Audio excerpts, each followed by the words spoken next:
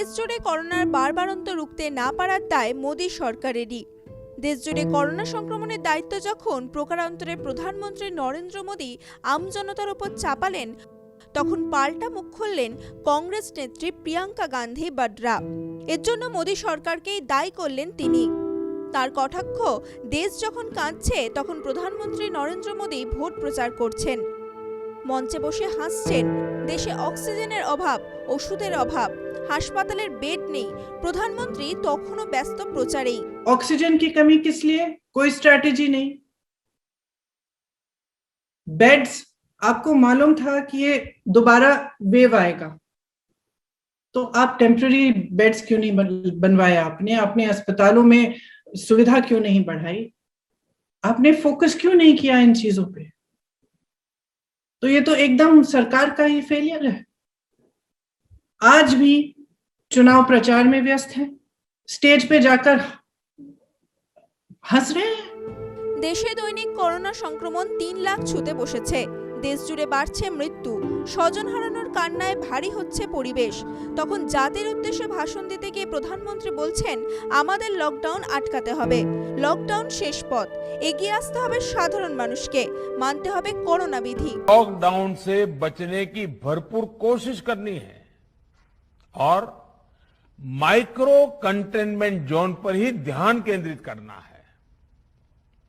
हम अपनी अर्थव्यवस्था की सेहत भी सुधारेंगे और देशवासियों की सेहत का भी ध्यान रखेंगे। মহারাষ্ট্রের পরিস্থিতি ভয়াবহ। সেখানে 24 ঘন্টায় করোনা আক্রান্ত হচ্ছেন 1 লাখের বেশি। দিল্লিতেও বেড নেই, রাজ্যে রাজ্যে অক্সিজেনের হাহাকার। প্রধানমন্ত্রী তখন বলছেন সব সমস্যারই সমাধান হবে, তবে কিভাবে হবে তার কোনো স্পষ্ট রূপরেখা তিনি দেননি। कोरोना संकट में देश के अनेक हिस्से में ऑक्सीजन की डिमांड बहुत ज्यादा बढ़ी है। इस विषय पर तेजी से और पूरी संवेदनशीलता के साथ काम किया जा रहा है। তো প্রিয়াঙ্কার, কেন অক্সিজেন সরবরাহের ব্যবস্থা যথাযথ হয়নি? করোনার দ্বিতীয় ঢেউ যে আসতে চলেছে তার আভাস আগে থেকে থাকা সত্ত্বেও পরিকল্পনা কেন করা হলো না, প্রশ্ন তোলেন তিনি। 1.1 मिलियन रेमडेसिविर के इंजेक्शन का निर्यात हुआ है हिंदुस्तान से पिछले 6 महीनों में, और आज हमारे पास कमी है। आप वैक्सीन्स को लीजिए, सरकार ने 6 करोड़ वैक्सीन एक्सपोर्ट की हैं पिछले 6 महीने में।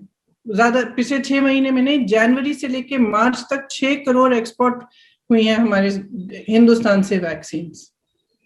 और उसी समय में 3 से 4 करोड़ हिंदुस्तानियों को वैक्सीन दी आपने। तो आपने हिंदुस्तानियों को पहले क्यों नहीं रखा? आपने उनको प्राथमिकता क्यों नहीं दी? अपने पीआर में आप पड़े रहे। নেতা থেকে মন্ত্রী, তারকা থেকে সাহিত্যিক করোনায় শুধু আক্রান্ত হচ্ছেন না, মারাও যাচ্ছেন।